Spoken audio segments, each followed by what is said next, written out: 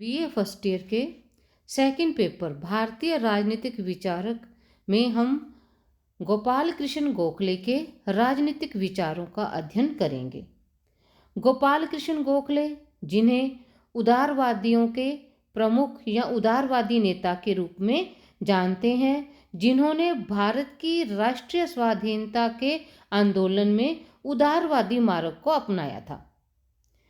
भारत जब अंग्रेजों के अधीन था तो दो प्रकार की विचारधाराएं थी जो देश को स्वतंत्र करवाने में अहम भूमिका अदा कर रही थी। ये विचारधाराएं थी उदारवादी विचारधारा और उग्रवादी विचारधारा। और जो गोपाल कृष्ण गोखले, जिनके राजनीतिक विचारों का आज हम अध्ययन करने जा रहे हैं, उन्होंने उदारवादी मार्ग को अपनाया। उनका विश्वास था कि ब्रिटिश सरकार को अपनी बात समझाकर शासन तंत्र में सुधार करवाया जा सकता है, स्वराज्य के लक्ष्य को प्राप्त किया जा सकता है। वो इस बात का समर्थन नहीं करते थे कि हम उग्र साधनों के माध्यम से स्वतंत्रता को प्राप्त करें। गोपाल कृष्ण गोखले ने हमेशा संवैधानिक विकास के मार्ग को अपनाकर धीरे धीरे इस दिशा में आगे बढ़ने की बात को सोचा। गोपाल कृष्ण गोखले के राजनीतिक विचारों को हम कुछ प्रमुख बिंदुओं के माध्यम से समझ सकते हैं। सबसे पहले आता है कि ब्रिटिश जाति की उदारता और न्यायप्रियता में विश्वास।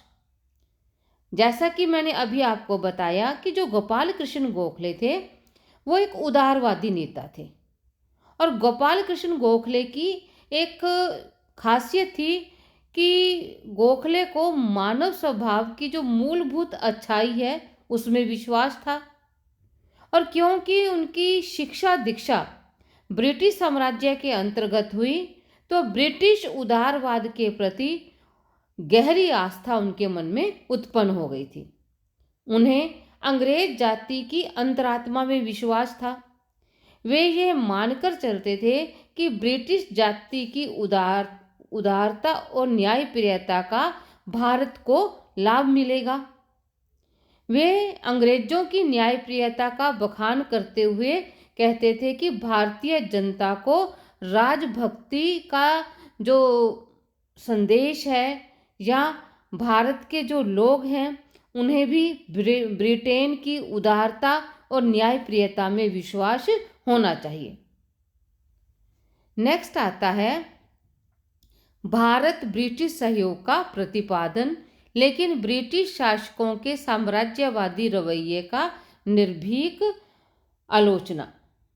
रानाडे की भांति गोखले का भी विश्वास था कि भारत में जो ब्रिटिश साम्राज्य है वो ईश्वरीय विधान की योजना का ही अंग है, अर्थात ईश्वर का वरदान है जो अंग्रेज भारत में आए। गोखले का मानना था कि अंग्रेजों के कारण भारत को बहुत से लाभ हुए हैं।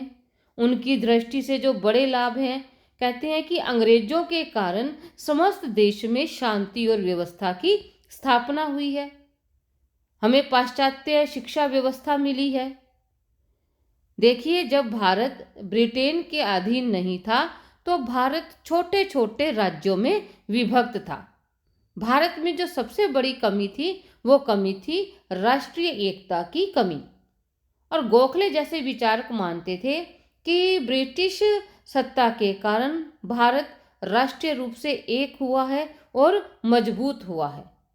अंग्रेजों के कारण भारत को जो आंग्ल भाषा, या हम कह सकते हैं कि अंग्रेजी सीखने का मौका मिला, और जब भारतीयों को अंग्रेजी भाषा का ज्ञान हुआ तो उसके माध्यम से भारत लोकतंत्र और स्वतंत्रता के संपर्क में आया। अर्थात उन्होंने पुस्तकों का अध्ययन किया, उन्हें पता चला कि लोकतंत्र क्या है, स्वतंत्रता की महत्ता क्या है।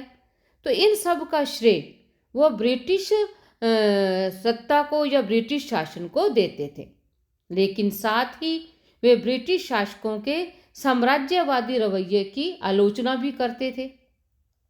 उन्होंने सदैव इस बात पर बल दिया कि ब्रिटेन के द्वारा भारत में श्रेष्ठ साम्राज्यवाद की स्थिति को अपनाया जाना चाहिए।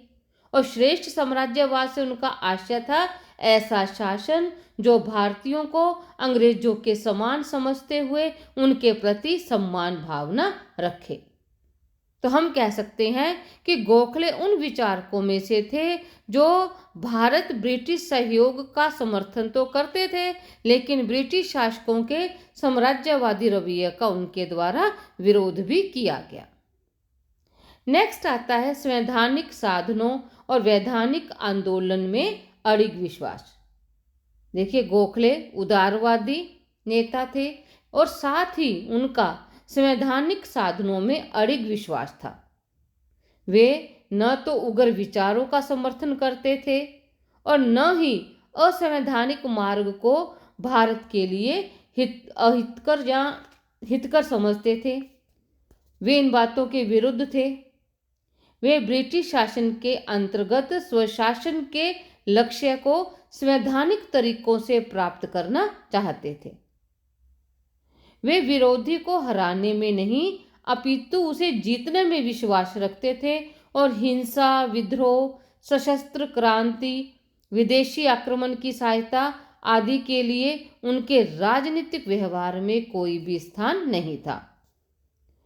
उनके संवैधानिक तरीकों में जैसे याचिकाएं पेश करना, न्याय के लिए प्रार्थना करना, निर्वाचित प्रतिनिधियों द्वारा पारित प्रस्ताव और शासन से भेंट करने के लिए प्रतिनिधि मंडल बनाना इत्यादि आते थे और उन्होंने असंवैधानिक आंदोलन या साधनों का कभी भी समर्थन नहीं किया। नेक्स्ट है सत्ता के केंद्रीकरण का विरोध। देखिए, जो गोखले थे वो सत्ता के केंद्रीकरण के विरोधी थे।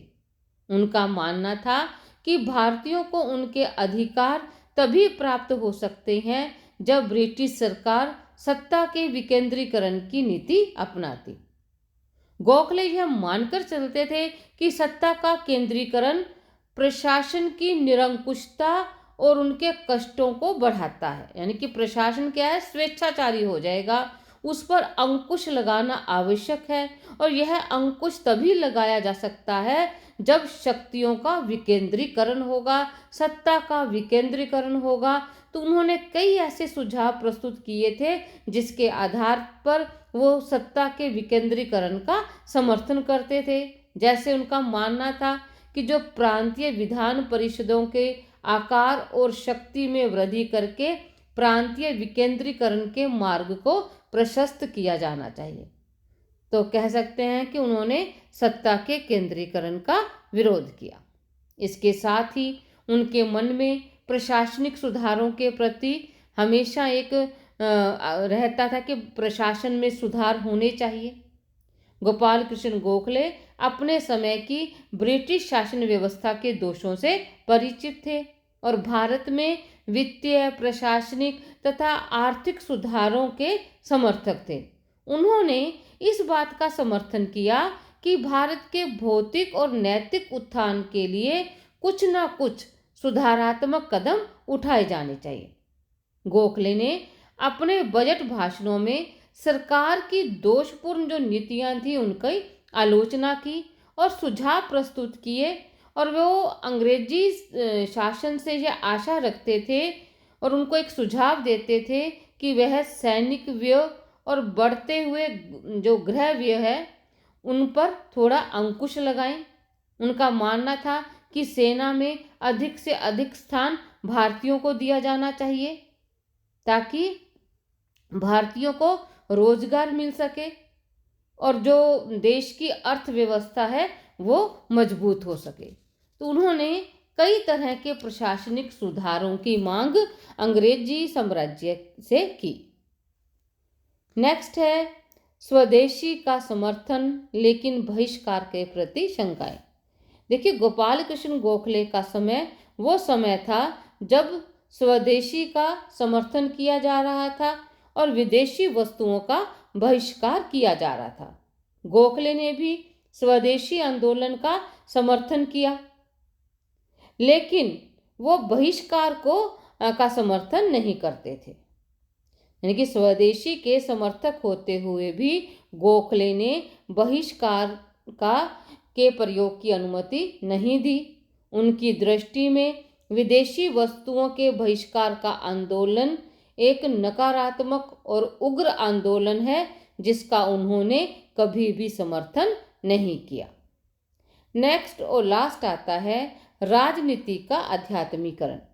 देखिए, गोपाल कृष्ण गोखले को महात्मा गांधी का गुरु भी माना जाता है। गोपाल कृष्ण गोखले ने ही सबसे पहले राजनीति में नैतिकता तथा उच्च उद्देश्यों को लेकर आए थे। उन्होंने इस बात पर बल दिया कि धर्म और नैतिकता को राजनीति का आधार होना चाहिए और साध्य तथा साधनों के संदर्भ में साधनों की पवित्रता पर उन्हें सबसे अधिक विश्वास था। उनका विश्वास था कि राजनीति जन सेवा का एक साधन होना चाहिए और यह तभी हो सकता है जब राजनीति नैतिकता पर आधारित होगी। उनका विश्वास था कि जो नैतिक राजनीति के अभाव में स्वशासन हमारे देश के सार्वजनिक रोगों का उपचार नहीं बन सकता, तो उन्होंने अपने विचारों में राजनीति और नैतिकता दोनों का एक साथ समर्थन किया। तो ये थे गोपाल कृष्ण गोखले के राजनीतिक विचार।